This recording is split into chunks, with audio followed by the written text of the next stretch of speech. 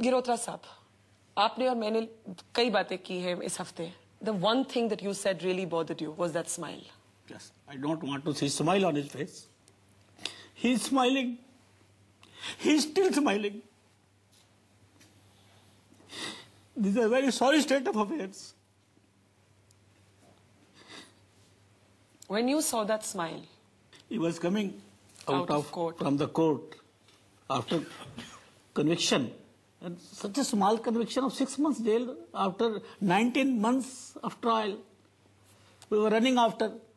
There were 450 hearings. आज की video आपको ये सच्चाई बताएगी कि एक आम आदमी के लिए न्याय पाना कितना मुश्किल है इस देश में, भले ही कोई भी सरकार क्यों ना आ जाए, कोई भी कानून क्यों ना बन जाए.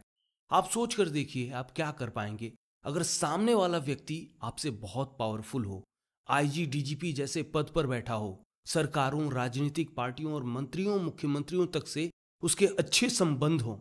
ऐसे लोग तो खुद को बचाने के लिए कानून की धज्जियां उड़ा देंगे. आप इस वीडियो को पूरा देखिए, तब शायद आप इसे अच्छे से समझ पाएंगे. कहानी हरियाणा की रहने वाली 14 साल की एक बच्ची रुचिका गिरहोत्रा की है, उसके परिवार की है, उन लोगों की है जो रुचिका के साथ उसके न्याय के लिए कंधे से कंधा मिलाकर अंत तक खड़े रहे. ये कहानी दुनिया के हर एक माँ बाप की है जिसकी बेटियां हैं. रुचिका गिरहोत्रा का परिवार पंचकुला के सेक्टर 6 में रहता था. रुचिका के पिता सुभाष चंद्र गिरहोत्रा यूको बैंक में मैनेजर थे. रुचिका की मां नहीं थी. साल 1986 में उनकी मौत हो गई थी. रुचिका का एक भाई था, Ashu Girhotra. Ruchika Sacred Heart School for Girls में क्लास 10th की स्टूडेंट थी. वो टेनिस की बहुत होनहार खिलाड़ी थी और टेनिस में ही वो अपना भविष्य भी बनाना चाह रही थी. उसने हरियाणा लॉन टेनिस एसोसिएशन में अपना एडमिशन कराया था. शनिवार 11 अगस्त 1990 को रुचिका बहुत खुश थी.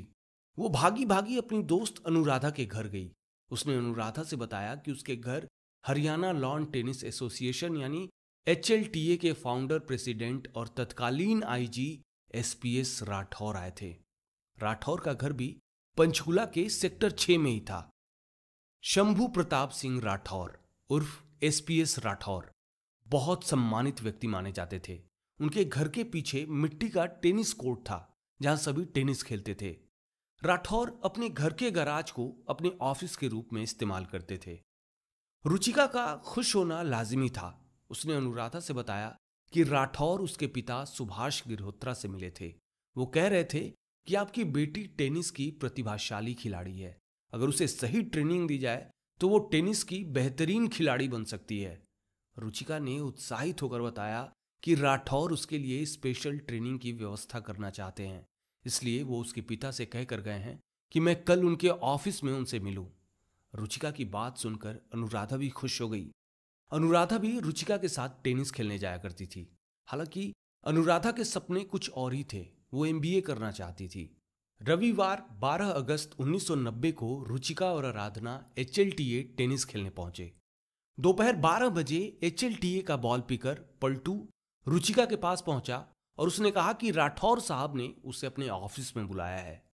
रुचिका ने आराधना को भी अपने साथ चलने के लिए कहा. आराधना और रुचिका राठौर के ऑफिस की ओर बढ़ गए. दोनों को राठौर ऑफिस के बाहर ही मिल गए. राठौर दोनों को अपने ऑफिस में ले गए. राठौर ने ऑफिस में मौजूद एक व्यक्ति से कुर्सी लाने के लिए कहा. राठौर ने उस व्यक्ति से जोर देते हुए कहा कि केवल एक ही कुर्सी लाना, दूसरी कुर्सी मत लाना, जबकि वहां रुचिका के साथ आराधना भी खड़ी थी. इसके बाद राठौर ने आराधना से कोच थॉमस को अपने ऑफिस में बुला लाने के लिए कहा. आराधना कोच थॉमस को बुलाने के लिए ऑफिस से बाहर निकल गई. जैसे ही आराधना ऑफिस से बाहर गई, राठौर अपनी कुर्सी से उठकर रुचिका के करीब चले गए. उन्होंने अपना एक हाथ रुचिका के कमर पर रख दिया और रुचिका को अपने शरीर की ओर खींचने लगे. रुचिका अपने बचाव के लिए राठौर को खुद से दूर धकेलने लगी. इतने में आराधना वहां पहुंच गई. उसने देखा कि राठौर ने रुचिका को जबरदस्ती पकड़ रखा है और वहीं रुचिका राठौर की कैद से छूटने के लिए संघर्ष कर रही है. राठौर ने जब आराधना को कमरे में देखा तब उसने रुचिका को छोड़ दिया और कुर्सी पर बैठ गया. इतना कुछ होने के बाद भी senior police officer SPS Rathore नहीं माना.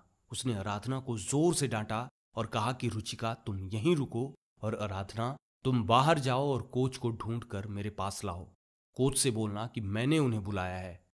इतने में रुचिका राठौर के ऑफिस से बाहर भाग गई। अब कमरे में केवल राठौर और आराधना ही बच गए थे। राठौर ने बड़ी शांति से आराधना से कहा कि रुचिका से बोल देना कि वो शांत रहे, वो जो चाहेगी मैं वो करूंगा। आराधना का कहना था कि राठौर को इतना शांत देखकर लग ही नहीं रहा था कि कुछ हुआ है। आराधना को इतनी घिन आ रही थी कि वो राठौर को बिना जवाब दिए ही वहां से भाग गई। वहां से निकलने के बाद रुचिका और आराधना ने घंटों बात की और ये तय किया कि वो इस बात को किसी से नहीं बताएंगे। राठौर एक प्रभावशाली आदमी था, शक्तिशाली आदमी था, पुलिस अधिकारी था। दोनों लड़कियां उससे डरती थीं और ये अच्छी तरह से जानती थीं कि अगर उन्होंने इस बात को किसी से भी बताया तो वो उनके माँ बाप को परेशान करने के लिए हर हथकंडा अपनाएगा। 13 अगस्त को दोनों लड़कियां खेलने नहीं गईं। 14 अगस्त को आराधना के बहुत समझाने के बाद रुचिका HLTA खेलने के लिए पहुंची। जब दोनों खेल कर वहां से जाने लगे तभी बॉल पीकर पलटू उनके पास पहुंचा और उसने रुचिका से कहा कि तुम्हें मिस्टर राठौर बुला रहे हैं। इसके आगे वो बंदा कुछ बोल पाता इससे पहले रुचिका और आराधना वहां से भाग गए। इसके बाद दोनों ने फैसला किया कि अब वो छेड़खानी वाली घटना को छुपाएंगे नहीं, अपने माँ बाप को बता देंगे। रुचिका ने अपने पिता से बताया कि 12 अगस्त को राठौर ने किस तरह से उसके साथ छेड़खानी की। हालांकि वो अपने पिता SC गिरहोत्रा से पूरी बात नहीं बता पाई। रुचिका की मां नहीं थी, इसलिए उसे आराधना के घर ले जाया गया। वहां रुचिका ने आराधना की मां मधु प्रकाश को पूरी बात बताई और फफक फफक कर रोने लगी।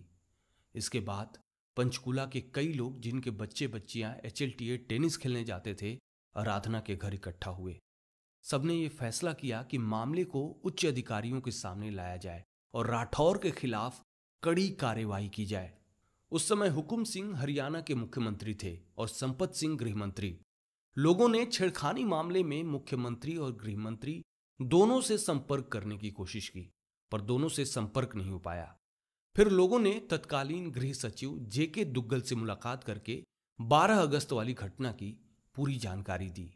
17 अगस्त 1990 को JK दुग्गल गृह मंत्री से मिले और इस मामले पर चर्चा की, जिसके बाद यह निर्णय लिया गया कि उस समय के DGP राम रक्षपाल सिंह इस पूरे मामले की जांच करेंगे। जांच पड़ताल पूरी होने के बाद 3 सितंबर 1990 को DGP राम रक्षपाल सिंह ने गृह सचिव JK दुग्गल को अपनी जांच रिपोर्ट सौंपी। उस जांच रिपोर्ट में उन्होंने IG SPS राठौर को दोषी पाया था। उन्होंने रिपोर्ट में सिफारिश की थी कि राठौर के खिलाफ तुरंत FIR दर्ज की जानी चाहिए, पर अफसोस राठौर के खिलाफ सालों तक कुछ नहीं हुआ, कोई FIR दर्ज नहीं की गई। लेकिन वहां उस बच्ची को आवाज उठाने की बहुत बड़ी कीमत चुकानी पड़ी। घटना के अगले दिन ही रुचिका को अनुशासनहीनता के लिए HLTA से निकाल दिया गया। स्कूल में भी बातें फैल गईं। रुचिका स्कूल में चर्चा का विषय बन गई। जिस साहसी और हंसमुख लड़की को लोग जानते थे, उस लड़की की हंसी रातों रात गायब हो गई। वो टूट गई। रुचिका के क्लासमेट्स और उसे जानने वाले उससे दूर रहने लगे। रुचिका की जिंदगी को तब और बदतर बना दिया गया जब एक छोटी सी बात पर उसे स्कूल से बाहर निकाल दिया गया। साल 1990 के अप्रैल से सितंबर तक के फीस का भुगतान ना करने के लिए उसके स्कूल ने घटना के महीने दिन के भीतर ही उसे निकाल दिया। रुचिका ने सेक्रेड हार्ट स्कूल में नर्सरी से एडमिशन लिया था और 13 साल से उसी स्कूल में पढ़ रही थी।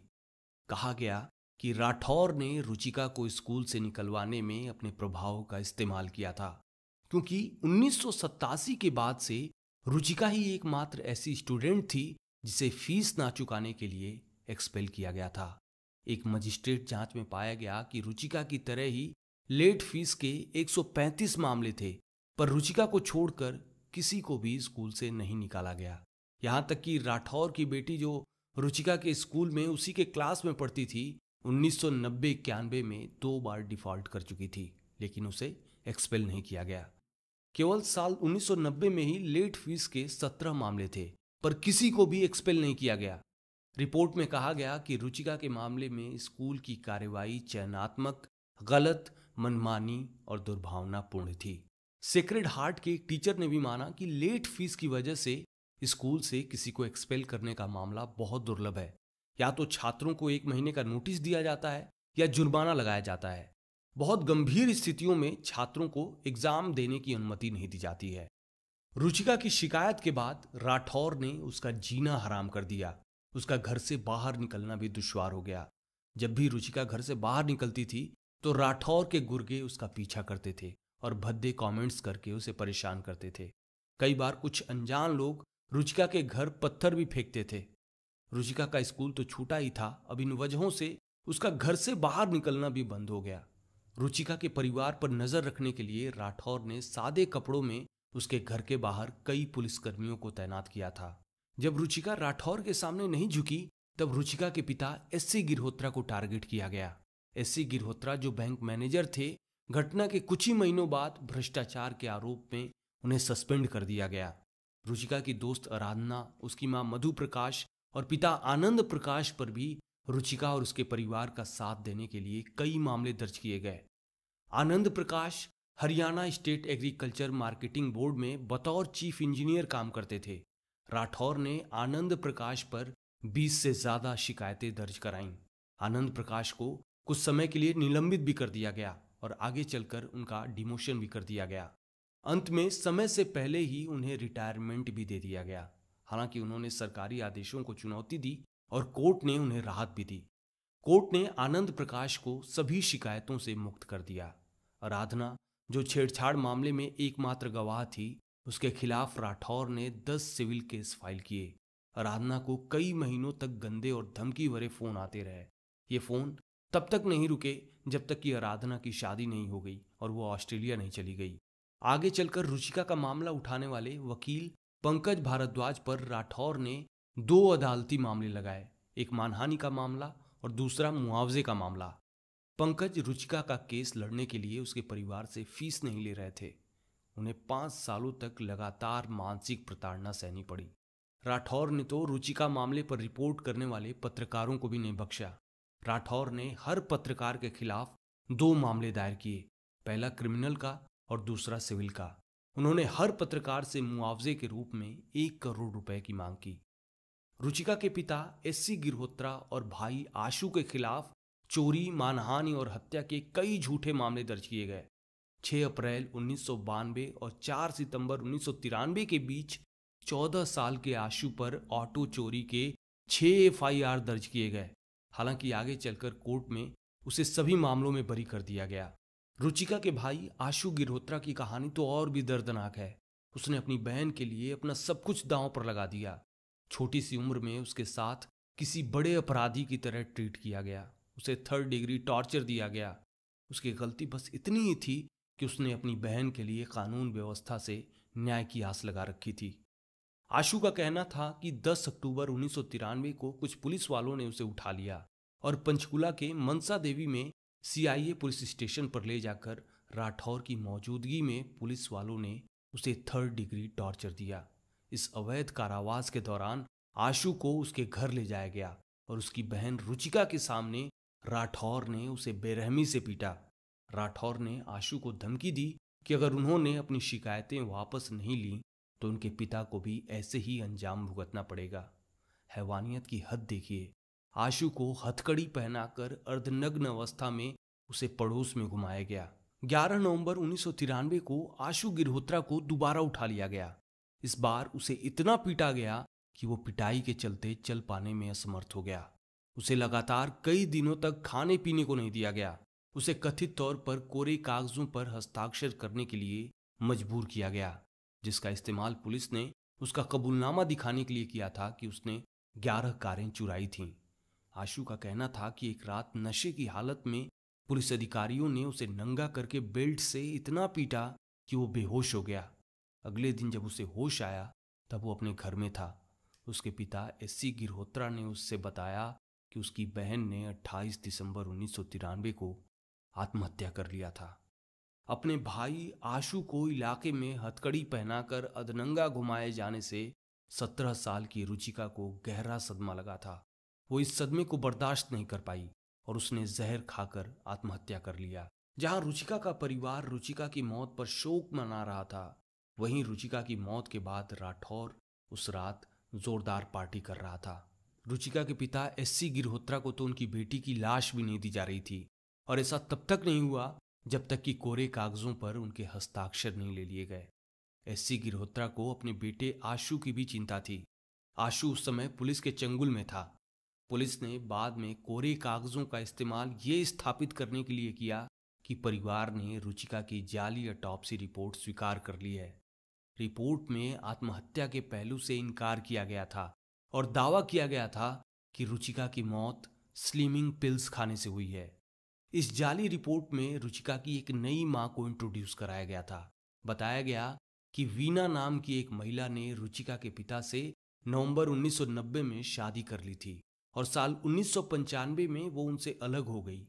इस महिला ने रुचिका की मौत की पुलिस जांच रिपोर्ट पर वीना गिरहोत्रा के नाम से हस्ताक्षर किए थे।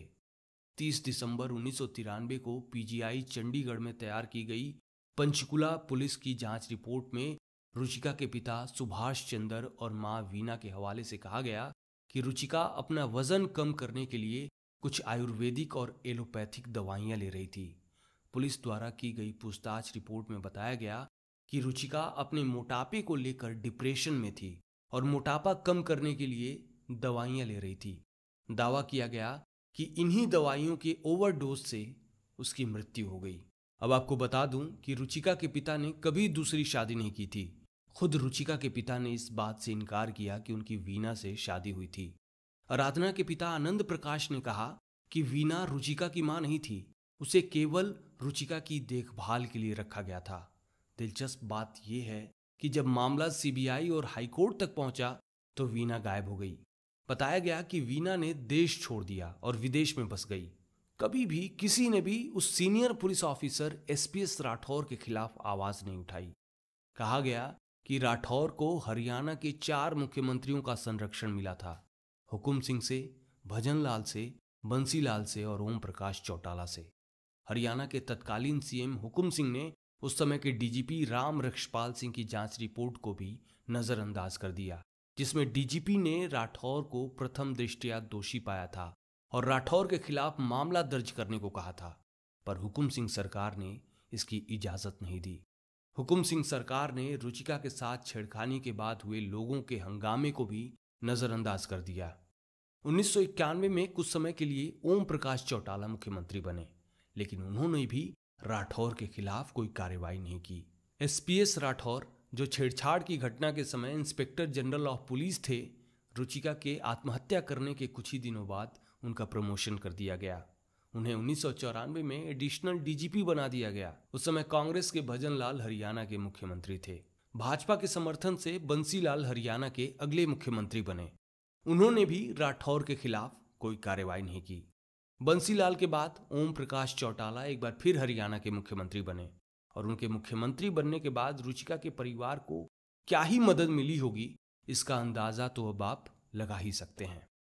घटना को बीते 7 साल हो चुके थे, पर राठौर के खिलाफ एक एफआईआर तक दर्ज नहीं हो पाई थी। न्याय मिलने की तो बात ही छोड़ दीजिए।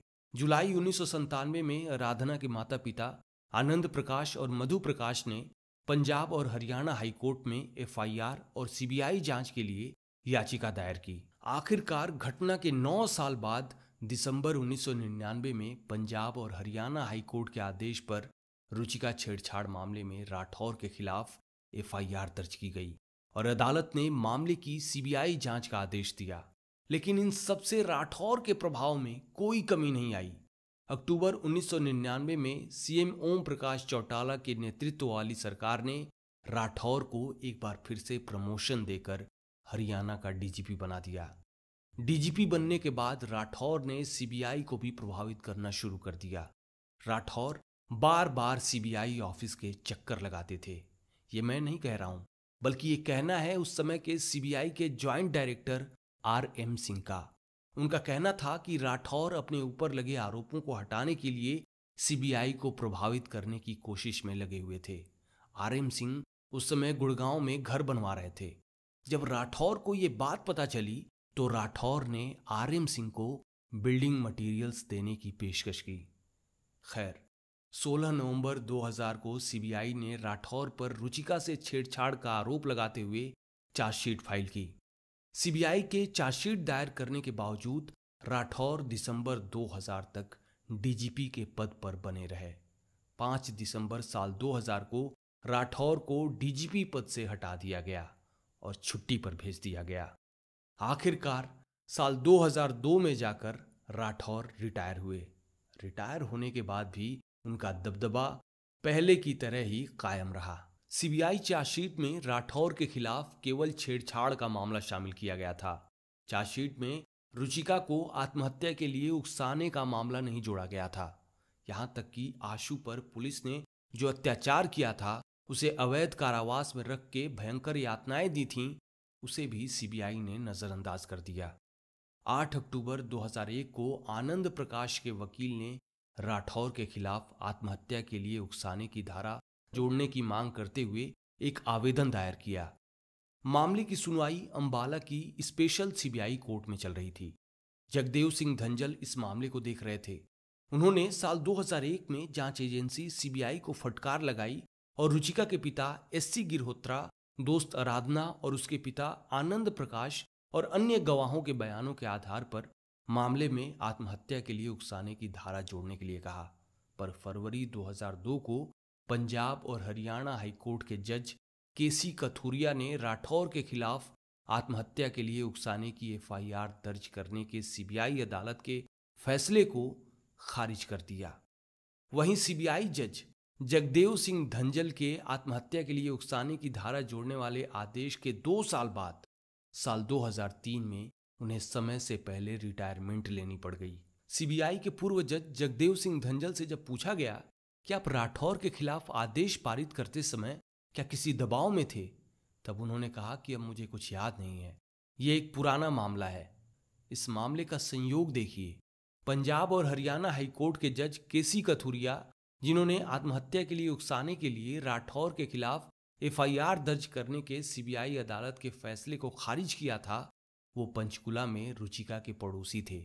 उनका रुचिका के पिता एससी गिरहोत्रा के साथ घरों की बाउंड्री वॉल को लेकर विवाद चल रहा था। बाद में रुचिका के पिता को पंचकुला वाला घर बेचकर शिमला में बसना पड़ गया। एक संयोग और देखिए, जज केसी कथुरिया ओपी कथुरिया के करीबी रिश्तेदार भी थे। ये ओपी कथुरिया राठौर के सहयोगी थे। उन्होंने हरियाणा लॉन टेनिस एसोसिएशन के सचिव के रूप में कार्य किया था, जिसे राठौर ने बनाया था। सीबीआई ने इस मामले में 16 गवाहों से पूछताछ करने में 7 साल लगा दिए। मुकदमा लगभग 10 साल तक चला, क्योंकि हाईकोर्ट ने राठौर के अनुरोध पर मुकदमे को अंबाला से पटियाला और फिर चंडीगढ़ ट्रांसफर कर दिया। 21 दिसंबर 2009 को स्पेशल सीबीआई कोर्ट ने राठौर को रुचिका छेड़छाड़ मामले में दोषी ठहराया। एसपीएस राठौर को 6 महीने जेल की सजा सुनाई गई और 1000 रुपए का मामूली जुर्माना भरने का आदेश दिया गया। राठौर ने इस आदेश के खिलाफ अपील की, लेकिन एक स्थानीय अदालत द्वारा राठौर की अपील खारिज कर दी गई। इसके बाद राठौर को 25 मई 2010 को गिरफ्तार कर लिया गया और जेल भेज दिया गया।